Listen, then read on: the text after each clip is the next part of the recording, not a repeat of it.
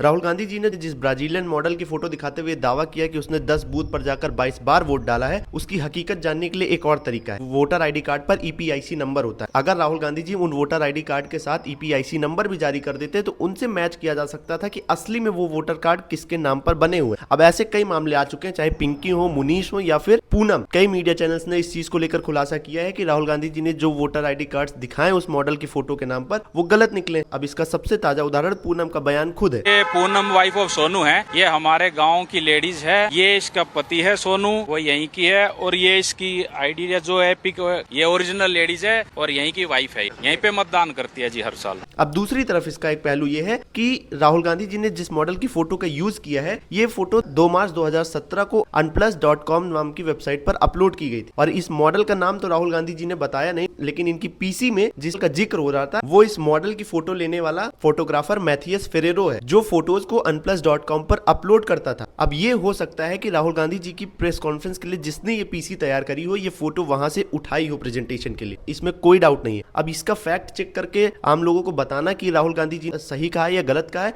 ये काम election commission का है। इसलिए इलेक्शन कमीशन को इस पर प्रेस कॉन्फ्रेंस करनी चाहिए 110%। नहीं तो लोगों के मन में अफरा तफरी मचती है और एक रॉन्ग मैसेज जाता है कि आखिर ये हो क्या रहा है, क्योंकि राहुल गांधी जी तो प्रेस कॉन्फ्रेंस कर रहे हैं, फिर इलेक्शन कमीशन कहां गायब है। अब दूसरे पक्ष पे आइए, राहुल गांधी जी की प्रेस कॉन्फ्रेंस में जिस मॉडल की फोटो दिखाई गई उसका एक वीडियो भी सोशल मीडिया पर वायरल हो रहा है। हालांकि मैं इसकी पुष्टि नहीं करता हूं कि ये सही ही है या गलत, लेकिन मैंने जब इसको ट्रांसक्रिप्ट करके हिंदी में कन्वर्ट किया तो देखिए क्या निकल कर आया। ये लड़की खुद हंसते हुए कह रही कि इसकी ये फोटो बहुत पुरानी है, जब ये 18-20 साल की रही होगी। फिलहाल इसकी बातों से समझ में आया कि ये किसी सैलून में काम करती है, जहां से इसको किसी रिपोर्टर ने कनेक्ट करने की कोशिश किया। उसके बाद इसने इंस्टाग्राम पर वीडियो बना के डाला कि इंडिया में इसकी फोटो का शायद यूज किया गया है किसी स्कैम के लिए। लड़की ने यह भी कहा है कि उसे नहीं पता है कि उसकी फोटो का चुनाव में यूज किया गया है या नहीं किया गया, उसे इसके बारे में कोई आइडिया नहीं। तो फिर सवाल उठता है कि आखिर प्रेस कॉन्फ्रेंस में राहुल गांधी जी ने जो फोटो दिखाई वो किसके बिहाफ पर दिखाई और उसके पीछे का सोर्स क्या है, क्योंकि ये चीज तो किसी को नहीं पता ना कि हरियाणा में अगर वोट चोरी हुई भी है तो वो वोट चोरी कैसे हुई है, और अगर जिन वोटरों का नाम कटा है या फिर जिनका जोड़ा गया उन्होंने बीजेपी को ही वोट किया है या फिर कांग्रेस को, ये बात तो किसी को नहीं पता है। तो फिर आम आदमी भरोसा कैसे करेगा कि वोट चोरी हुई है। तो कुल मिलाकर निष्कर्ष ये है कि जो लोग इस प्रेस कॉन्फ्रेंस को देखकर राइट विंग वाले राहुल गांधी को एकदम गलत ही बता रहे हैं और लेफ्ट विंग वाले जो एकदम कह रहे हैं कि इलेक्शन कमीशन एक्सपोज हो गया है, तो इसमें दो चीज सबको समझना पड़ेगा। पहली चीज कि अगर एलओपी कोई बात बोल रहा है तो वो मजाक नहीं है, वो भी हमारे देश को रिप्रेजेंट कर रहे हैं। और दूसरी चीज, अगर हमारे एलओपी गलत बोल रहे हैं, गलत सबूत रख रहे हैं सबके सामने, तो फिर ये काम किस संस्था का है कि वो आके साफ करे कि ये सही है या गलत। जाहिर सी बात है चुनाव आयोग का,